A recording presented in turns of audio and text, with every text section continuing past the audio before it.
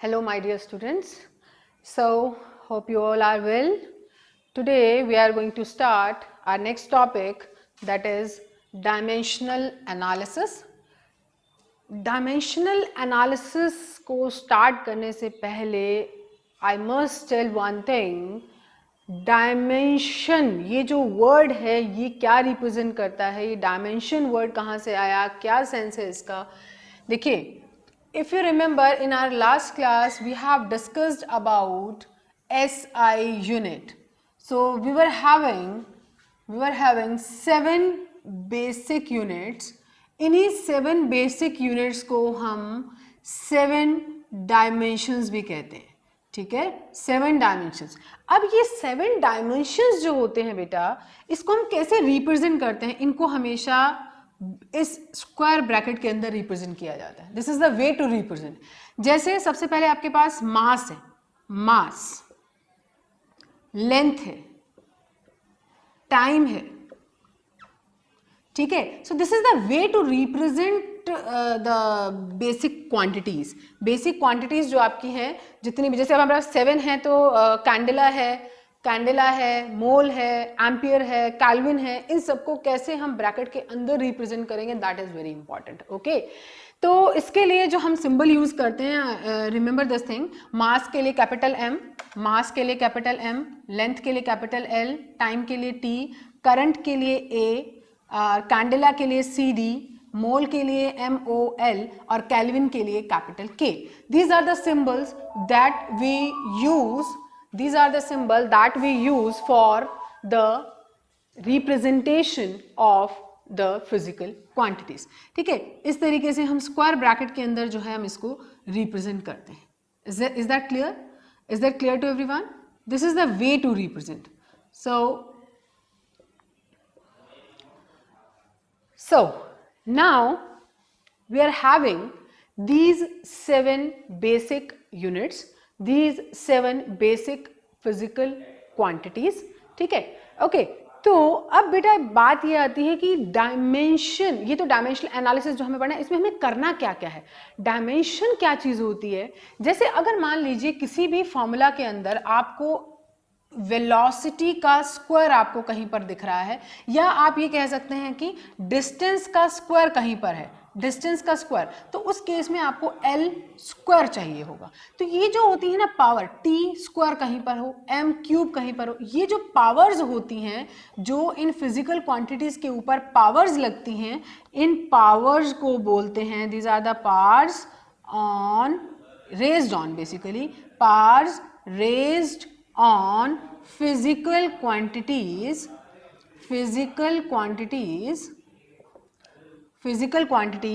are called dimensions. ठीक है, power raised on physical quantities are called dimension. ठीक है. अब बेटा बात आती है कि ये जो डायमेंशन हम बात कर रहे हैं, 7 डायमेंशंस आपको मैंने बताई, वो बताया 7 डायमेंशनल यूनिट्स आपकी मैंने बताई. फिर इनके ऊपर जो पार्ट्स होती हैं, पार्ट्स को क्या बोला जाता है, इनको डायमेंशंस बोला जाता है. ये क्लियर हो गया, राइट. अब मेन जो हमारी चीज है वो है डायमेंशनल फॉर्मूला, डायमेंशनल इक्वेशन. इसको हम कैसे बनाते हैं वो अब हमें सीखना है, बहुत इंटरेस्टिंग है. ठीक है, तो we are going to start with the basic. सबसे पहली चीज जो हम इन जनरल लेते हैं वो लेते हैं हम लेंथ. तो लेंथ को कैसे हम रिप्रेजेंट करेंगे ये अब आप देखिएगा. ठीक है, तो लेंथ, जैसे सपोज मुझे रिप्रेजेंट करना है डिस्टेंस, मुझे फॉर्मूला बनाना है, डायमेंशनल फॉर्मूला बनाना है. क्या बनाना है? Dimensional formula. क्या बनाना है मुझे? Dimensional formula. I told you कि हम हमेशा किस में रिप्रेजेंट करते हैं, स्क्वायर ब्रैकेट के अंदर रिप्रेजेंट करते हैं. हमारे पास 3 फिजिकल क्वांटिटीज होती हैं बेसिक, जो मुझे लेनी होती है MKS वाली, M, L एंड T. ठीक है, बाकी हम रिक्वायरमेंट के हिसाब से एम्पियर, मोल, कैंडेला और कैल्विन, ये हमारी रिक्वायरमेंट के हिसाब से होती हैं, जो भी आपको चाहिए.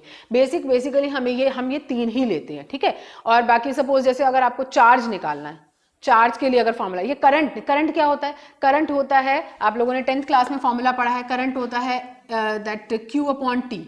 Q अपॉन टी, और करंट के लिए हम एम्पियर यूज करते हैं, टाइम के लिए हम सेकंड यूज करते हैं, तो Q की यूनिट क्या हो गई, एम्पियर सेकंड। तो वो देखेंगे रिक्वायरमेंट के हिसाब से, ये भी चीजें आपको बताएंगे अभी, ठीक है। अभी हम इस पर बात नहीं करते, हम बिल्कुल बेसिक बात कर रहे हैं अभी।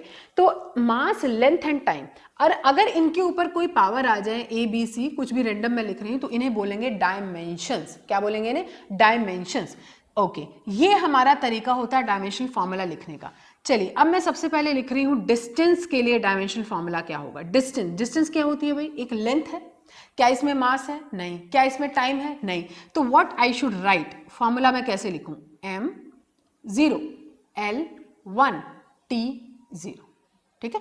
डिस्टेंस स्क्वायर तो नहीं लिखा मैंने, what I have written just the distance. तो डिस्टेंस मींस l1, ना इसमें मास है ना इसमें टाइम है, तो I will write m0 l1 t0, ठीक है। और अगर साथ में इस डिस्टेंस को मैं इस तरीके से लिख दूं, डिस्टेंस को भी स्क्वायर ब्रैकेट के अंदर लिख दूं, तो इसे बोला जाता है डायमेंशनल इक्वेशन। अगर ये बराबर में नहीं लिखा हो, इसके ये नहीं लिखा हो तो डायमेंशनल फॉर्मूला, और अगर साथ में ये लिखा हो तो इसे बोलते हैं डायमेंशनल इक्वेशन। सो डिफरेंस समझ में आया, डायमेंशनल इक्वेशन और डायमेंशनल फॉर्मूला में क्या डिफरेंस है, दोनों सेम ही है, कोई दिक्कत नहीं है। लेकिन अगर आप फिजिकल क्वांटिटी को साथ में लिख देते हैं तो उसे डायमेंशनल इक्वेशन कहते हैं। ये नहीं लिखेंगे, सिंपल आप लिखेंगे this is the formula for distance, तो ये हमारा डायमेंशनल फॉर्मूला हो जाएगा। क्लियर हो गई बात। चलिए अब हम एक 3-4 बेसिक फार्मूलाज बनाते हैं पहले। तो सपोज अभी मुझे फार्मूला बनाना है, मैंने लेंथ के लिए बनाया, डिस्टेंस के लिए बनाया। अब अगर मुझे बनाना है एरिया, एरिया क्या होता है भाई, एरिया लेंथ इनटू ब्रेड्थ, दोनों ही क्या है, एक तरह की लेंथ, लेंथ भी लेंथ है और ब्रेड्थ भी लेंथ ही है एक तरीके से, तो एल स्क्वायर। तो फार्मूला क्या लिखेंगे, m0 l2 t0, this is the way, formula बन गया। वॉल्यूम का अगर मुझे लिखना हो तो वॉल्यूम क्या होता है, L into B into H, means तीनों ही एक तरह की लेंथ है, तो L इंटू एल इंटू एल, तो L cube, L into L into एल, L क्यूब। तो what I should write, L cube. तो इसका फॉर्मूला लिखने का तरीका m0 l3 t0। So this is the way how you will write the formula for volume, ठीक है। अच्छा जी, अब अगर मुझे लिखना है वेलोसिटी का formula, velocity, remember what is the formula for physical formula for velocity, 9th में पढ़ा है आप लोगों ने। Velocity is displacement by time, या speed is distance by time. तो आप जो मर्जी ले लीजिए, सपोज मैं स्पीड ले रही हूँ, तो speed is equal to distance upon time. तो डिस्टेंस का क्या फॉर्मूला, डिस्टेंस क्या है, लेंथ, तो L अपॉन टी। क्या इसमें मास आया, नहीं आया, तो what I should right, m0 L कितना आया 1, और T नीचे है, 1T है लेकिन T कहाँ है, डिनोमिनेटर में है, तो you will right T -1। So this is the formula for dimensional formula for speed. और वेलोसिटी का भी सेम होगा, वेलोसिटी में क्या होगा यहाँ पे, डिस्प्लेसमेंट बाय टाइम, तो डिस्प्लेसमेंट भी एक तरीके की लेंथ है, तो what we will get m0 l1 T -1। अभी आप देख रहे हैं यहाँ पर राइट साइड में मैंने कुछ फॉर्मूलाज लिख कर रखे हैं, momentum, force, pressure, work, power. तो out of this I tell you कि कैसे ये फॉर्मूलाज आए, इसका फिजिकल फॉर्मूला आपको पता होना चाहिए। फॉर्मूलाज तो easily you can calculate, easily आप निकाल सकते हैं, ठीक है। तो इसमें से चले कौन सा फॉर्मूला लें हम, फोर्स लेके चले, यस फोर्स लेकर चलते हैं। तो फोर्स का डायमेंशन फॉर्मूला मैंने यहां पर लिख कर रखा है, if you see m1 l1 t -2, m1 l1 t -2। ये फॉर्मूला कैसे आया, चलिए लिखते हैं डायमेंशन फॉर्मूला फोर्स का। Force is equal to mass into acceleration, पढ़ा है ना 9th क्लास में आप लोगों ने पढ़ा है। Force is equal to mass into acceleration, mass into acceleration क्या होता है, velocity upon time, mass into velocity क्या होता है, डिस्प्लेसमेंट अपॉन टाइम, और एक टाइम पहले से है तो टाइम का स्क्वायर, ठीक है। चलिए अब इसका फॉर्मूला बन जाएगा बहुत इजीली, मास के लिए m, डिस्प्लेसमेंट के लिए L, और T स्क्वायर है लेकिन डिनोमिनेटर में है, तो T to the power -2, m1 l1 T -2। देखिए यही फॉर्मूला है, m1 l1 T -2। ये फॉर्मूला आया कैसे, this is the way how you can find out this formula. Is that clear, okay. चलिए एक आध फॉर्मूला और बनाते हैं, मोमेंटम का बनाते हैं, फिर वर्क का बना लेते हैं। चलिए तो मोमेंटम के लिए आप, मोमेंटम याद है फॉर्मूला, कुछ पढ़ा है आप लोगों ने, ये फॉर्मूला भी 9th में पढ़ा है, अगर याद नहीं है तो अब you have to remember these formulas. अभी के लिए याद रखिए, वैसे जैसे जैसे हम लोग सिलेबस में आगे बढ़ते जाएंगे फॉर्मूलाज आपको याद होते जाएंगे, क्योंकि ये सारे फॉर्मूलाज हम 11th क्लास में दोबारा पढ़ने वाले हैं, ठीक है। चलिए, तो मोमेंटम के लिए what is the formula for momentum. चलिए मोमेंटम के लिए फॉर्मूला लिखते हैं पहले। मोमेंटम होता है mass into velocity. Momentum first वाला मैं लिख रही हूं, मोमेंटम होता है मास इनटू वेलोसिटी। मास के लिए m, चलो मास को एक बार मास रहने देते हैं, मास इनटू वेलोसिटी होता है डिस्प्लेसमेंट अपॉन टाइम। ओके, तो मास के लिए कैपिटल M, डिस्प्लेसमेंट के लिए L, और T कहाँ है डिनोमिनेटर में, तो ऊपर लेकर आइए T-1, तो M1 L1 T-1। देखिए आ गया M1 L1 T-1। Similarly you can find out for pressure. Pressure होता है फोर्स अपॉन एरिया, तो पहले फोर्स का लिखिए डिवाइडेड बाय एरिया। वर्क, चलिए एक आध और बता देते हैं, प्रेशर का और बताते हैं आपको। तो प्रेशर देखिए कैसे निकालना है, ये भी बहुत सिंपल है।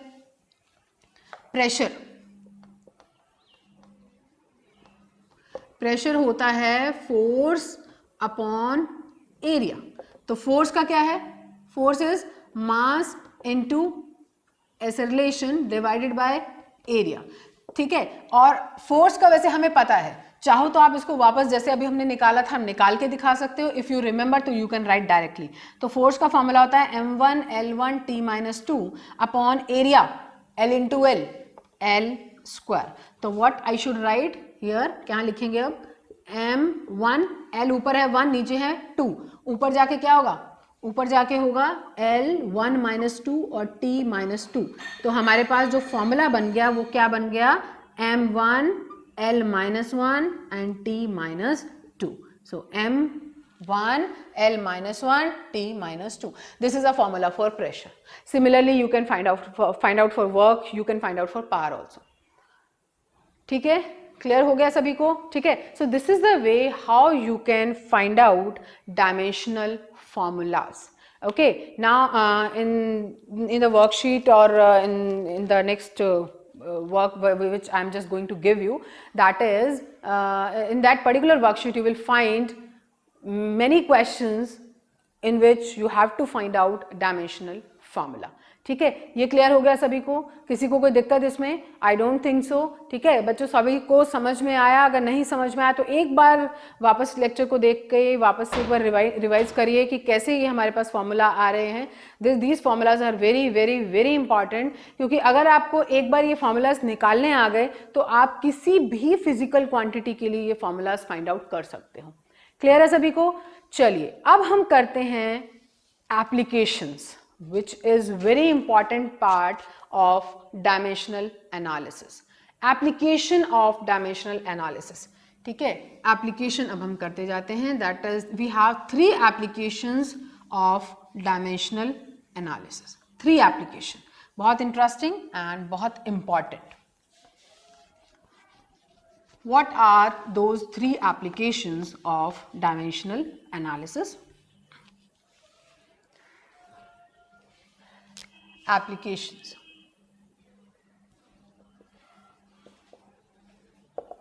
First application है to check the correctness of any equation.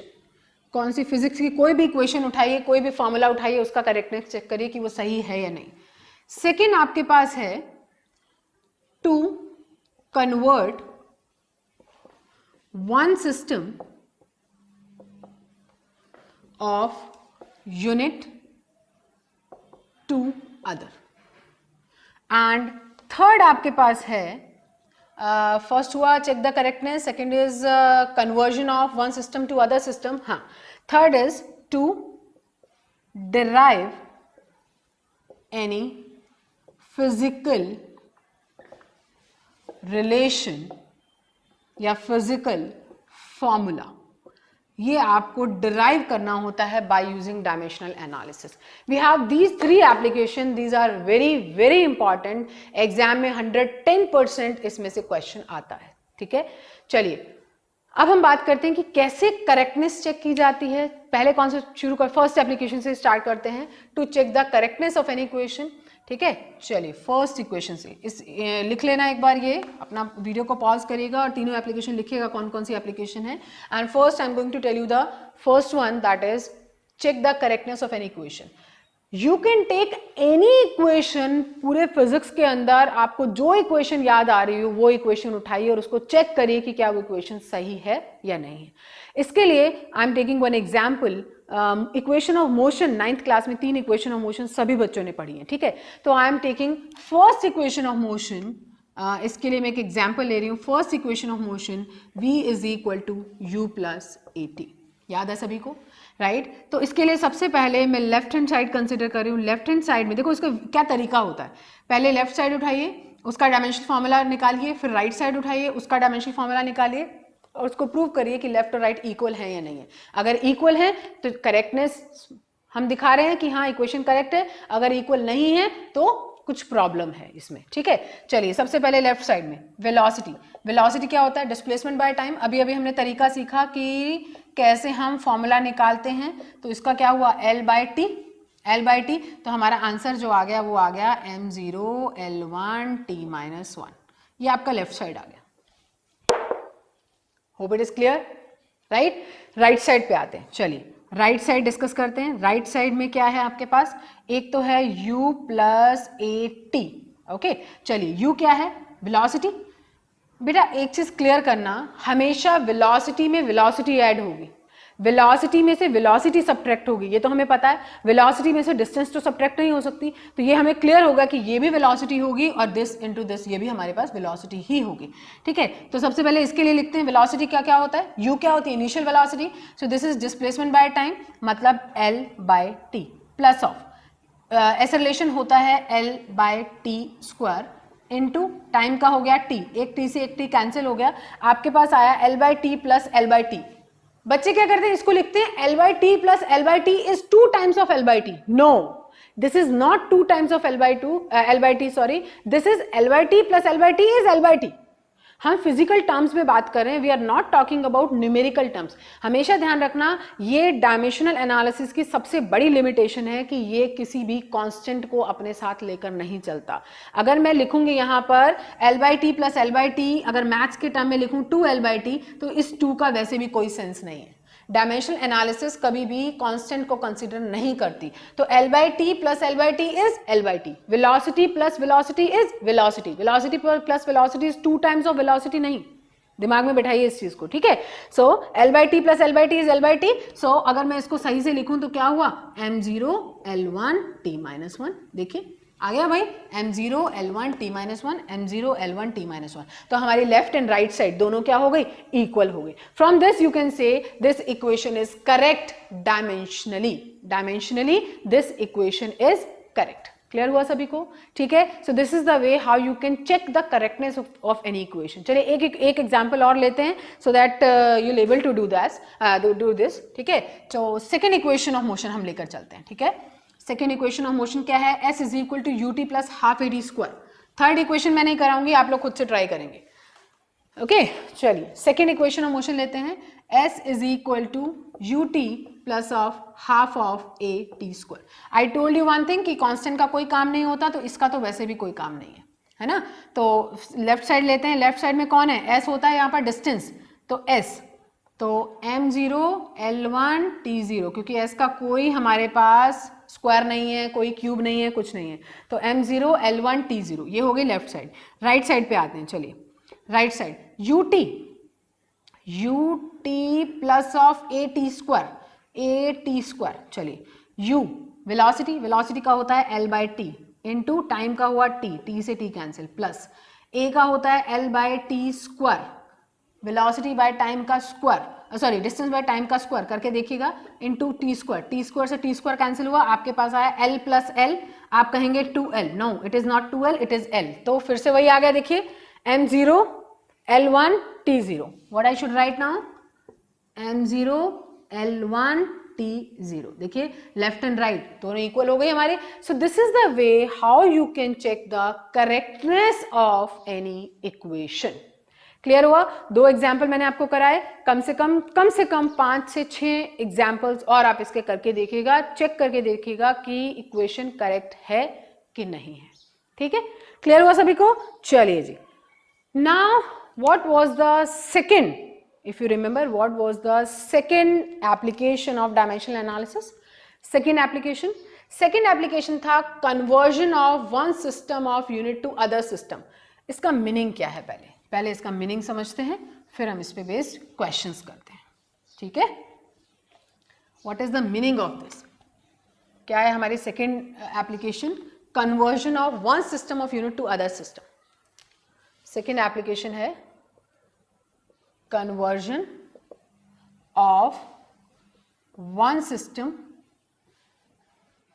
Of unit to other system. ठीक है, conversion of one system of unit to other system. ठीक है, चलिए, वन सिस्टम ऑफ यूनिट जैसे SI, other system of unit that is CGS, MKS से CGS, MKS से FPS, कोई भी सिस्टम से कोई भी कन्वर्जन आपसे पूछा जा सकता है। ठीक है, तो इसके लिए मैं फोर्स का सबसे बहुत जनरल एग्जाम्पल हर कोई से लेता है, तो पहले मैं आपको सबसे सिंपल एग्जाम्पल फोर्स का आपको करवा रही हूं। कन्वर्जन कैसे किया जाता है, इसके लिए पहले हम एक फॉर्मूला लिखते हैं। ठीक है, फॉर्मूला क्या है? फॉर्मूला ध्यान से देखना, N2 is equal to N1, ध्यान से देखिएगा फॉर्मूला, ब्रैकेट लगाइए, M1 बाय M2 पार लीजिए A, L1 बाय L2 पार लीजिएगा B and T1 bye T2 पार लीजिएगा C। ठीक है, ये फॉर्मूला दिमाग में बिठा लीजिए, बस ये फॉर्मूला हमें यूज करना है and we will do it. बिल्कुल इजी है, इतना इजी है कि इजीली आपको समझ में आ जाएगा कि क्या हो रहा है। ओके, तो N2 is equal to N1 M1 M2 L1 L2 T1 T2, क्या मतलब है इनका? आप ये मानिए कि 1 वाली वो टर्म है, याद रखने का तरीका बहुत अच्छा ट्रिक, 1 वाली वो चीज है जो गिवन है हमारे पास, और 2 वो है जो हमें निकालना है। जैसे मैंने बोला ना, कन्वर्जन कर रहे हैं एक सिस्टम का दूसरे में, जो सिस्टम ऑफ यूनिट आपके पास गिवन है उसको 1 मान लेते हैं, और जो आपको फाइंड आउट करना है उसको 2 मानते हैं। जैसे 2, ये वाला मैंने यहाँ 2 लिखा है ना, 1 भी लिख सकते हैं, कोई प्रॉब्लम नहीं है। ठीक है, मैंने यहाँ पर 2 लिखा है, तो 2 वाला वो जो मुझे फाइंड आउट करना है और 1 वाला वो जो गिवन है। ठीक है, चलिए अब इसको ध्यान से समझना, बहुत इंपॉर्टेंट है और बहुत इंटरेस्टिंग है। देखिए, सबसे पहले मैं इसमें जो कन्वर्जन कर रही हूँ, एक एग्जाम्पल ले रही हूँ, convert 1 newton to DYNE, dyne बोलते हैं इसे, डाइन। जो न्यूटन तो आपने सभी ने सुना होगा, न्यूटन होती है फोर्स की SI यूनिट, फोर्स की यूनिट होती है, ये फोर्स की SI यूनिट है, और ये क्या चीज है? ये फोर्स की CGS यूनिट है, कि आपको सिखाएंगे आगे आगे कोर्स में, जैसे हम जब फोर्स पढ़ेंगे। फिलहाल आप ध्यान रखिए, ये फोर्स की कौन सी यूनिट है? CGS unit. न्यूटन और डाइन किसकी यूनिट है? फोर्स की यूनिट है। चलिए, तो अब हमें बेसिकली फोकस करना है इस फॉर्मूला पे, बेसिकली फोकस करना है कि हमारे पास गिवन क्या है और ये दोनों यूनिट किसकी है, दोनों किसकी यूनिट है? फोर्स की। तो सबसे पहले इस क्वेश्चन को स्टार्ट करने के लिए आपको फोर्स का डायमेंशनल फॉर्मूला पता होना चाहिए, दैट यू नो, है ना। अभी अभी हमने सीखा कि फोर्स का डायमेंशनल फॉर्मूला क्या होता है। फोर्स का डायमेंशनल, फोर्स होता है मास इनटू एक्सेलरेशन, तो फोर्स का डायमेंशनल फॉर्मूला एक बार लिख लेते हैं। स्टार्ट करेंगे इससे। स्टार्ट कैसे? क्वेश्चन है मेरा, कन्वर्ट 1 न्यूटन इनटू डाइन। ये ऊपर से हटा देते हैं एक बार हम लोग। चलिए जी, मेरा क्वेश्चन है कन्वर्ट, क्वेश्चन क्या है? Convert 1 newton to dyne. ये हमारी SI यूनिट होती है, ये हमारी CGS यूनिट होती है, दोनों ही किसकी यूनिट हैं? Unit of force. तो सबसे पहला काम जो हमें करना है बेटा, आपको लिखना है डायमेंशनल फॉर्मूला फोर्स का। चलिए लिखते हैं, डायमेंशनल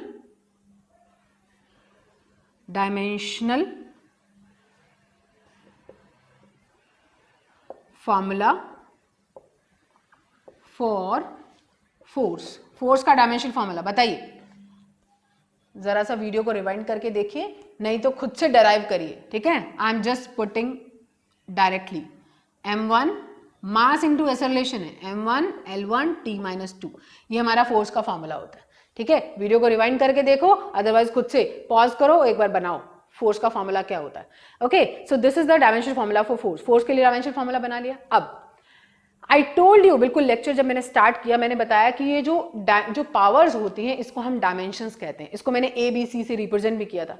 कुछ बुक्स में पी क्यू आर से रिप्रेजेंटेड होता है, कुछ भी हो सकता है, वो कोई प्रॉब्लम नहीं है. ठीक है, तो 1 2 1 1 एंड -2. तो ए की वैल्यू क्या है 1, बी की वैल्यू क्या है बी की वैल्यू क्या है 1 और सी की वैल्यू क्या है -2. चलिए, और हमें जो सिस्टम गिवन है वो SI है और हमें जो सिस्टम निकालना है वो CGS है. ठीक है, चलिए, N2 किसको कन्वर्ट करना है 1 न्यूटन, मतलब N1 की वैल्यू 1.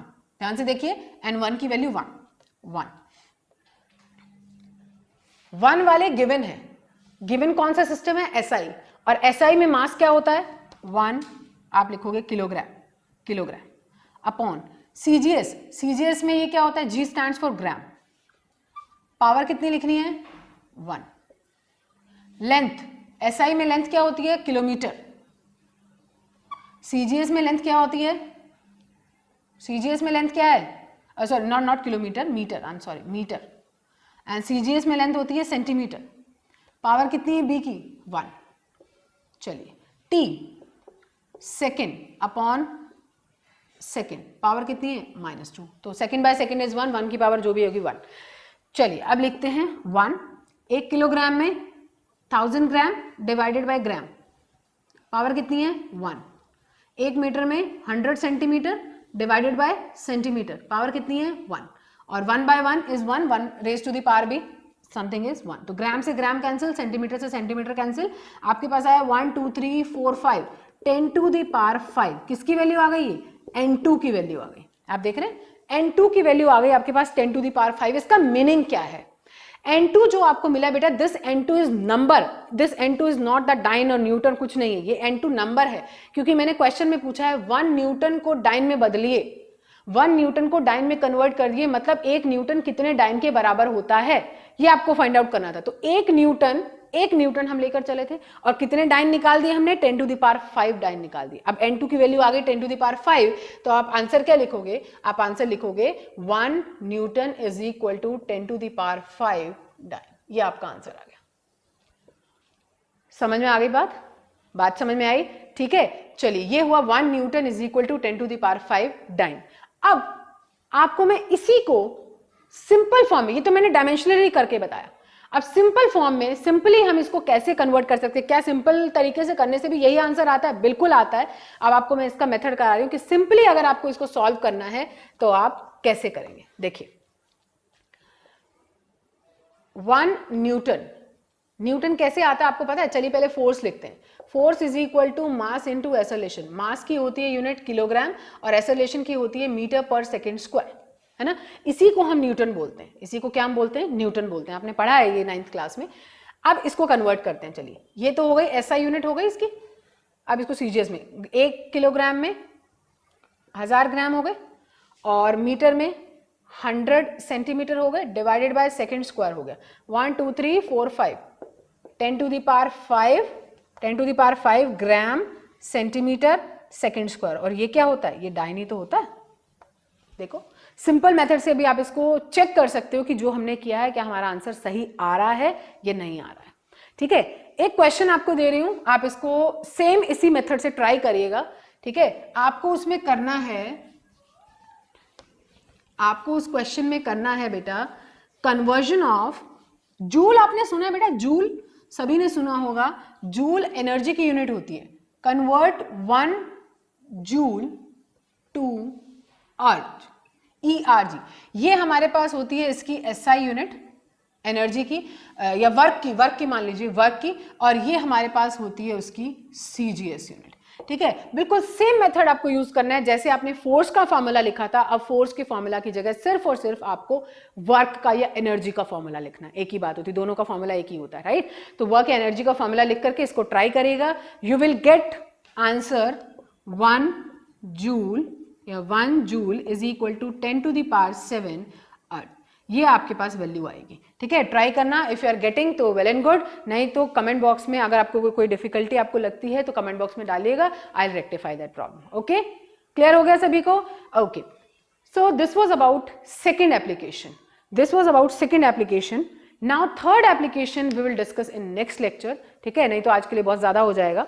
तो नेक्स्ट लेक्चर में हम लोग थर्ड एप्लीकेशन इसके डिस्कस करेंगे. आज हम लोगों ने डिस्कस किया डायमेंशनल फार्मूला क्या होते हैं. आज हम लोगों ने डिस्कस किया एप्लीकेशंस क्या होती हैं डायमेंशनल फार्मूला की. First and second application we have discussed, right. And third application which is, third application क्या है भाई?